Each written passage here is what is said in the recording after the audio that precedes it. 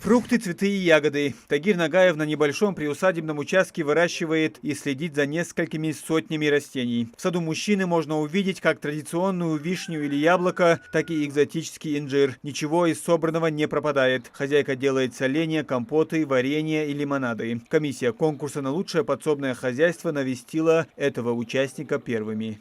Деревьев поштучно 45 штук. А цветов, наверное, в районе 100. Одних рост только 120. Тагир хоть и не является профессиональным садоводом, но эту работу годами довел до идеала. Он занимается полным комплексом работ по уходу за деревьями, клумбами и кустарниками. Позаботился хозяин всего этого добра и об эстетике сада. Здесь есть малые архитектурные формы, которые сделал сам при помощи супруги, детей. Это бассейн с речкой. Вон та, значит, арочного типа мостик. Там дальше есть 2 перголы для цветов, беседки, всякие зоны релаксации. Это все делал сам как бы. Это же для себя человек делает, не для каких-либо конкурсов. Он, представляете, если бы этого конкурса не было, что не делать, все равно бы я это сделал бы. И дальше буду делать, и еще круче, может быть, еще какие-то новинки придумаю.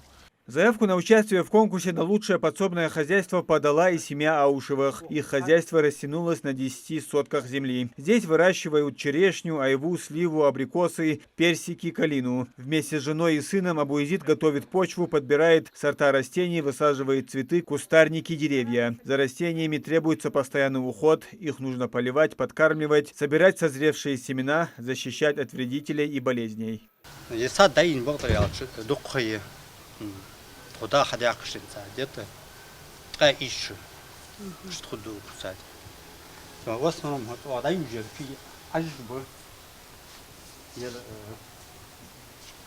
Делишес бы, голден бы, белый налив бы, так итальянский хач бы. Дик хач бы я сам слушать из Маклата ватну кун бы. Фасарди ах бы. Так вей корбы. В хозяйстве Аушевых около 30 видов плодоносящих деревьев, но в отличие от первого участника здесь также много овощей, их более 12 видов. Капуста, огурцы, помидоры, разновидная зелень. Все свое. Краснокочанные, так, обычно ведь базилик, шинтепар, катепар, перцы, но уж это он смогает хотя бы охидить там да ходил за куста.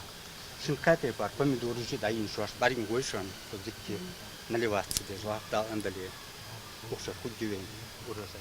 Конкурс на лучшее подсобное хозяйство в республике проходит уже 4-й раз. И с начала июля члены комиссии выезжают по адресам для того, чтобы увидеть огороды и сады участников воочию. Эксперты учитывают разнообразие выращиваемой продукции, условия и ухоженность приусадебных участков. Критерии – это наличие приусадебного участка, имеется в виду площадь приусадебная, оформлен данный участок или нет, является ли данный заявитель,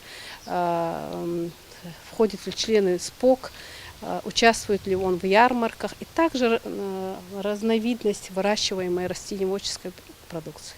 Подведение итогов будет в конце этого месяца, июля месяца, а награждение победителей будет приурочено к Дню работника сельского хозяйства. Призовой фонд конкурса сформирован за счет средств республиканского бюджета. Попав в финал, участники получат дипломы и денежные призы. Победителя ждут 500 тысяч рублей. Занявшие 2-е и 3-е места получат 300 и 200 тысяч, а 20 последующих участников по 50 тысяч рублей. Муслим Ганиев, Султан Булгучев, Магаз 24.